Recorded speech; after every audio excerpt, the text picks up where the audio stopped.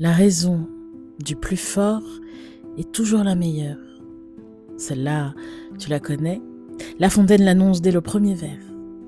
Pas de suspense, pas d'espoir, l'issue est connue avant même que l'histoire n'ait commencé. C'est l'histoire d'un agneau. Il boit paisiblement au bord d'un ruisseau quand le loup arrive. Il veut le manger, et pour cela il lui faut une raison. Alors le loup attaque. « Tu troubles ma boisson !»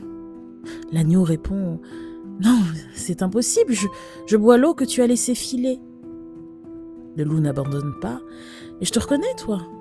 C'est toi qui m'as insulté l'an dernier. » L'agneau est confus. « Comment aurais-je pu ? Je n'étais même pas né. »« Oui, oh, si c'est pas toi, c'est un de tes frères. » L'agneau continue de se défendre. Il n'a pas de frère. Le loup le mange quand même. Si j'ai choisi cette fable, ce n'est pas pour parler d'injustice, même si c'est effectivement le cas, mais pour parler du processus de construction de la relation toxique. D'abord, la violence déguisée en logique. Le loup ne dit pas « je te mange parce que je le peux ». Il justifie, il argumente, il construit un raisonnement. C'est bien souvent le premier signe d'une relation toxique, quand l'autre a toujours une explication pour ce qu'il te fait subir. Ensuite, l'inutilité du raisonnement. L'agneau a raison sur tout.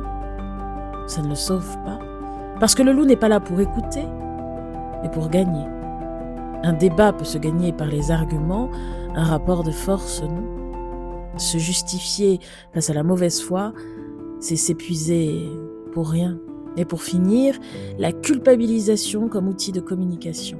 Le loup rend l'agneau responsable de sa propre mise à mort. C'est probablement le mécanisme le plus insidieux des relations toxiques, faire porter à l'autre la responsabilité de ce qu'on lui fait. L'agneau répond, explique, se défend jusqu'au bout. Ça ne change rien. Parfois, la sortie n'est pas dans la réponse, mais dans ta capacité à identifier le problème et à t'en éloigner.